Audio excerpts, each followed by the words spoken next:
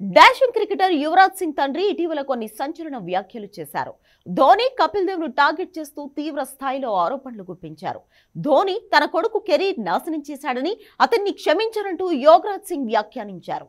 అలాగే కపిల్ దేవ్ కంటే కూడా తన కుమారుడు యువీనే గొప్పవాడంటూ ఆయన చేసిన కామెంట్స్ సోషల్ మీడియాలో వైరల్ గా మారాయి. తండ్రి యువరాజ్ సింగ్ మానసిక స్థితి సరిగా లేదంటూ గతంలో యువీ చెప్పిన మాటలు ఇప్పుడు తెరపైకి వచ్చాయి. ఓ ఇంటర్వ్యూలో యువరాజ్ సింగ్ తన తండ్రి ఓ పిచ్చోడని చెప్పుకొచ్చాడు.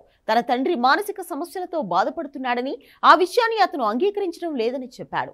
ఆయన తన సమస్యను గుర్తించాల్సిన అవసరం చాలా ఉందంటూ గతంలో యువీ చెప్పిన విషయాన్ని పలువురు గుర్తు చేస్తున్నారు. ధోని, కపిల్ దేవ్ పై యోగరాజ్ సంచలన వ్యాఖ్యలు చేయడంతో నెటిజన్లు యువీ కామెంట్స్ ను వైరల్ చేస్తున్నారు. యోగరాజ్ పిచ్చోడని, అతని కొడుకే చెబుతున్న విషయాన్ని అందరూ గుర్తించాలంటూ పోస్టులు పెడుతున్నారు. ధోని గురించి యువీ తండ్రి చేసిన వ్యాఖ్యలను అభిమానులు పట్టించుకోవద్దని కామెంట్ చేస్తున్నారు. కేవలం ధోని గురించే కాదు, కపిల్ దేవ్ పైన యోగరాజ్ తీవ్ర వ్యాఖ్యలు చేశాడు. కపిల్ తన కొడుకు కంటే గొప్ప ఆటగాడు కాదన్నాడు.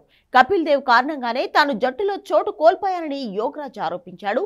1980-81లో యోగరాజ్ భారత్ తరపున ఒక టెస్ట్ 6 వన్డేలు ఆడాడు.